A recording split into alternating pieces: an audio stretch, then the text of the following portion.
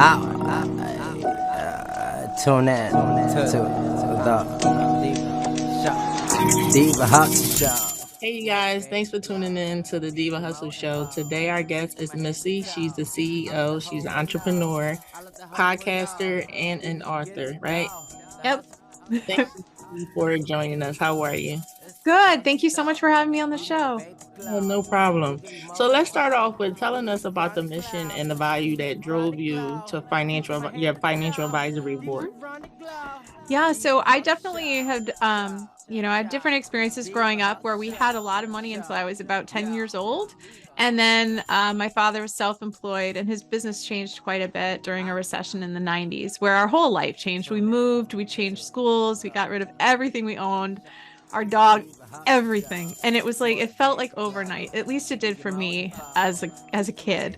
And so I really was just, I learned so many good things about being an entrepreneur, like the freedom you had, the ability to do something you enjoyed, to create money and to help people, but also like the downside of it too.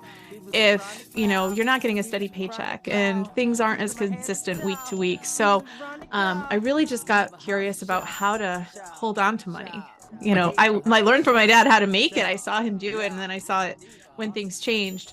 But also never learned really how to invest it, how to save it. I think they were I don't think my father planned to even be around a long time, and so that's different now that he's in his late 70s. He's still, kind of working. It's still, so things don't necessarily end up exactly how you think. So kind of how to help other people, entrepreneurs, be able to be creative and do the things they love, but also have like somewhat of a financial strategy so that they can stop at some point if they want to, or or do things differently with their time. So tell me, what does it mean to provide unbiased financial advice? Yeah, so I think the difference, I work for my clients. So a lot of financial advisors, a lot of investment advisors work for bigger corporations where they sell insurance products or something where, the company has a say in what they sell, what they suggest. And so I don't, I think it's important to be fairly indifferent as to, really what my clients need at the time versus what makes the most sense for me financially. Like if I get a bonus for selling a particular product and things like that. So that's why I think, if you're working with somebody with your money, like having them be a fiduciary or fee only can be very beneficial because at least, they're required to put you first. Right.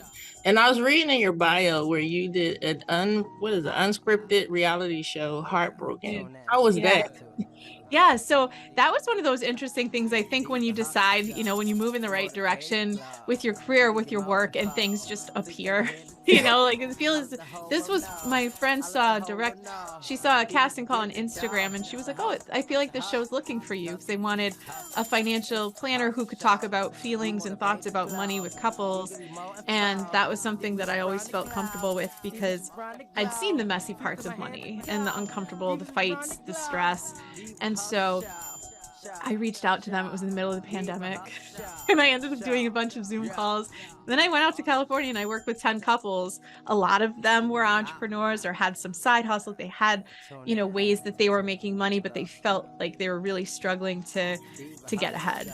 And so helping them with the mindset stuff and also setting up, accounts and figuring out how to get things started. So that was a really fun experience. And it was completely unscripted. And, there were people that had some real trauma, real stress around money that kind of came out when we were talking, that it was really helpful to kind of work through that so they could move forward with their lives. So my question is, this is just your opinion on the matter. In your line of work, do you feel like financing and budgeting should be brought up when like kids in a younger age, and maybe it would not when you're an adult or entrepreneur? Yeah, I think that there's, a lot of times like we just, we learn a lot about money when we're really little, but it's usually by like accident. It's not intentional. It's just, you might have and a lot of our family, people I talk to say like, oh, well, my parents said debt was bad, or money doesn't grow on trees, or you have to work hard and it's going to hurt, like, or you see the opposite where maybe they think that people who want money are bad, or greedy, or we're not like them. And so we kind of identify, but we never really question like why we feel that way about money, or people with money, or people without money. And I think we're all a lot more alike. Like there's good and bad on both sides, as far as people who have money that do terrible things, and then people who have money that do amazing things, like there's both. And there's people who don't have money that work really hard, and then there's some that don't, so I do feel like the more we could talk to kids about, and then a lot of kids are going into the biggest financial commitment of their lives when they go to college, and then they have all this debt, and they're like, well, this was, no one told me. Like, wow, this is a huge mistake. I would have done things differently. But your kid. So yeah, I talk about money with my kids a lot in just ways like about how they can save it, how they could save up for things. They use their own money a lot of the time. And like they realize like, hey, these claw machines are a total ripoff. And it's like, okay, now we're moving on, because it's a lot easier to spend someone else's money. So yeah, just trying to how to give money and how to feel good about that, and know that it'll come back. So definitely think that there's a lot of things we do unintentionally. And so you guys started, so you wrote a book. I did. Finance. What was it called? It's called Demystifying Money. Okay. And what made you decide to write the book? Well, I think that the mindset piece is so important, because if you don't believe that money's available to you, or that changing your situation is possible, then it won't be. No matter what, money can fall on your lap and you'll get rid of it. Like, so I felt like that was something that I felt like could put in a book that could maybe be, even with people who are in debt or had no idea where to start, could maybe get a book and learn something. I learned a lot just from reading books when I was growing up that it changed my life, but sometimes that's all you need to do is listen to one conversation or read something, and it can really open your eyes to maybe a different way of thinking about things. And so the book was all about kind of controlling your time, your boundaries, your financial money story, and how, we might not think about it all the time, but when you ask the questions, there's some journal prompts and stuff in there too, to be like, what were your first memories about this? Just to kind of work through it, even if you don't have a therapist or anybody else to help you with it, to feel a little bit more clear, and then maybe be able to take some action in the right direction. And so what strategies do you employ to stay at the forefront of your industry and the trends, and providing cutting edge advice to your clients? Yeah, so I think that that's something that's always, the economy is always changing. And I think that that's something that can be really stressful, especially working with a lot of entrepreneurs, is even things like the interest rates, like what's going on right now. Why is money so much harder to get? And I think that that's something that I've tried to look at what's going on and break it down into a simpler way so it's digestible. So I'll take a look at like the things that are going on in the economy and the global economy, and then be able to, try to put that into either a reel on Instagram or something to say like, do you even know what this term means? Or do you know who this guy is? And this is why it's important, so that people can get, we don't have like a huge attention span. So those kind of snack size, like, okay, yeah, I understand what this means now, so that it's not so intimidating. Like financial literacy is just for some people. Like it's really for everybody, but the content, it can be kind of dry, a little maybe boring. So trying to find the interesting pieces of it to maybe get somebody to think differently about what interest rates are you getting in your bank account? Do you know? Should you look? Could you be doing a lot better in like 10 minutes? And so things like that can be broken down fast. It's not exactly the most complicated thing. It's just information that people don't know about yet. Right. And I feel like even now with the interest rates, even in coming, like I have a few friends that's like buying houses, and they're like, do I buy a house? Do I not buy a house? Like, and I'm like, well, you gotta look at your finances, like I feel like it needs to be more of a discussion, because I was reading an article where they were saying like people get to the table, I guess, like when you're approved for a house and you're doing the calculations, and then when you really see the numbers in black and white, when reality set in and people are like walking away from the table. Yeah, I think the housing has been it's such a big financial decision, period. But for some people, they've been waiting for so long. They've gotten rejected numerous times and like they just want to win. But then you're like, do you really want this house? And this is what it's going to cost today versus what it could have cost in 2000, when it was just different. And then you hope you can refinance, but people aren't moving around and stuff. And it's very much like a lot of people, I can see that you get to that point where you're like excited, and then it comes down to the commitment there, and it's a little bit, it can be overwhelming. So yeah, I like helping people ahead of time with what can we afford for a house? What would it feel like in our budget if you were to buy that particular place, and kind of model it out so they could say like, yeah, that would be really tight for a couple of years. Like that stresses me up. Or like, okay, we know that it would be a stretch, but it's worth it. And then if we keep doing what we're doing in the background, we'll still end up okay. So that's where it can be really helpful to work with somebody on the planning side, because it's intense. It's like there's a lot of people. I've talked to people that have been, lost out on like 20 offers. Wow. And then they just, and it's like, what, are all those houses perfect? Or is this, at this point, are you just like, I want to buy because I feel like I should?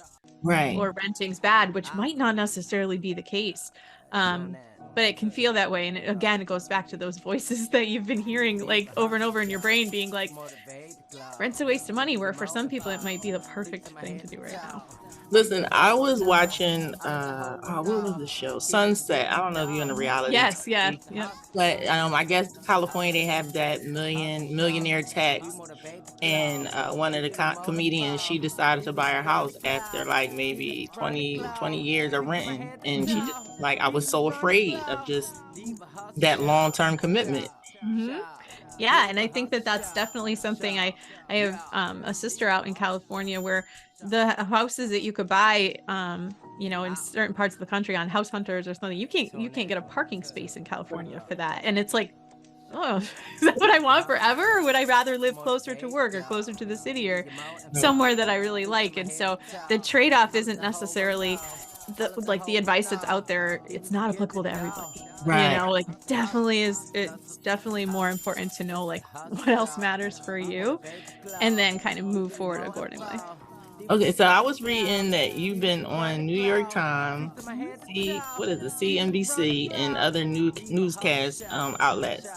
How do you balance the demand of being a media expert while maintaining and focusing on your business and your clients?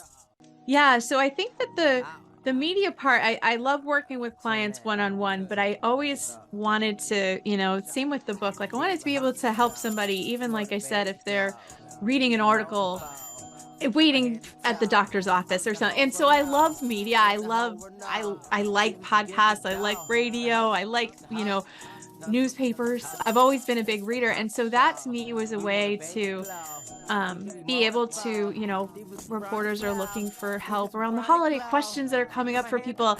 And so for me, I think that doesn't feel like hard work, but I do set aside a little bit of time every week, even if it's just an hour, to kind of look at some of the requests that are out there, or some things that I've seen that I think would make a good story, and pitching it. And so really just kind of blocking out a time to do that has been really helpful, especially in the past few years throughout, as the business has built, to be able to answer questions, and hopefully like somebody might see the right thing at the right time, if they're reading an article or listening to a story on the radio. And so I've always just enjoyed that piece of it. And it is possible, I think, to touch people. Who knows where they are? But when I do feel like sometimes people will kind of just stumble across things, and then they might reach out and be like an amazing client, or they might make a good decision or raise their prices or do something. And it's because I was able to, maybe put some copy out there. Right. And so the one question I want to ask, like people listening, what are some triggers or like maybe red flags for you? Like, hey, I need an advisor. I should reach out and get an advisor. How do you know when you need one? Yeah.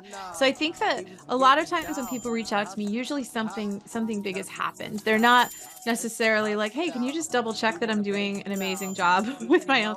Usually money kind of changes hands when things happen, like divorces, job changes, buying real estate, like you said, deaths in the family. All of these things can be where wealth is moving around, or big financial decisions. And so a lot of times people will spend, nights awake, like kind of ruminating about all the choices, all the decisions they make. What if they get it wrong? And that's where I feel like financial planning can kind of be the most helpful, is to help you look at those different decisions before you make them.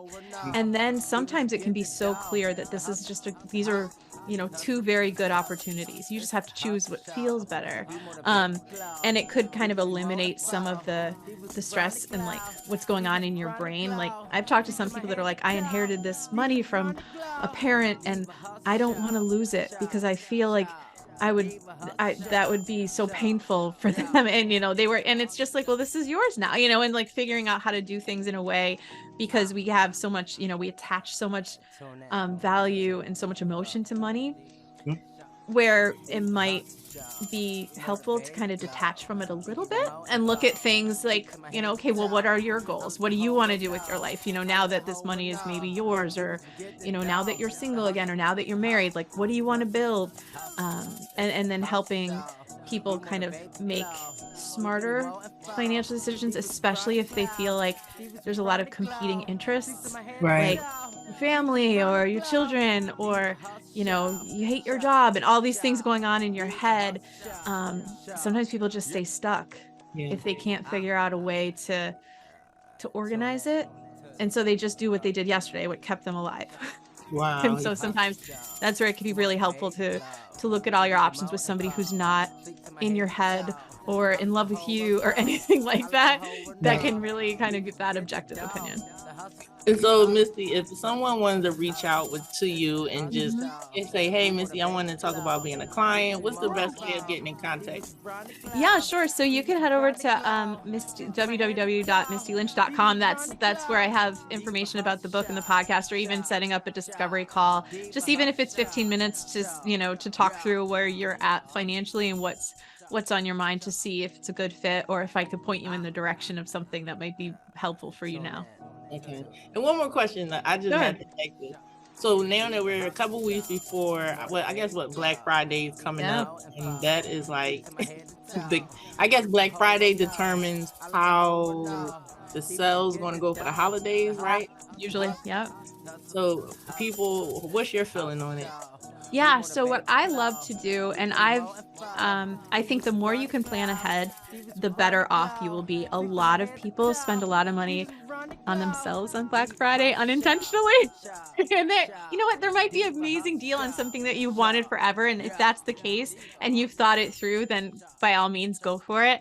But I love to kind of look at who I want to shop for during the holidays, what I'd like to get them before any of that. So then when that deal happens, you can find it and get it. Because a lot of times I think people buy kind of lousy gifts for people because it's at the register on sale, or it's a really good deal, and then they figure out who to give it to.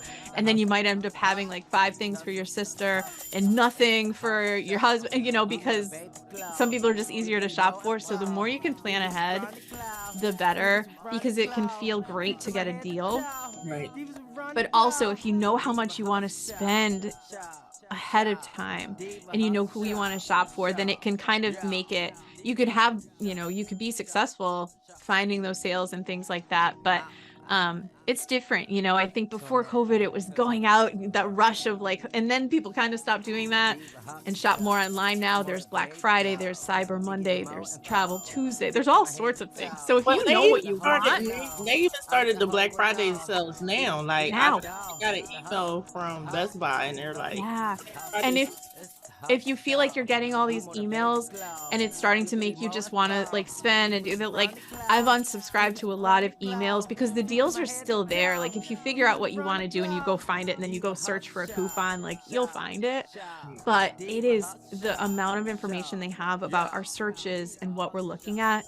These things are going to be put in your face like hundreds of times a week. And so it can be really hard to not like click and buy now. So I would be really aware of that and know that, yes, these deals are out there. It might be like, wow, how did they know I wanted these boots or these things? And it's like, because all the data is being like sold and stored. So as the more you can be ahead of it and like plan before it happens, the better off you'll be. Right. Well, you heard it from Misty. So thank you for stopping past and telling us your story and answering our questions. I appreciate it so much. Thank you so much for having me on the show. No problem.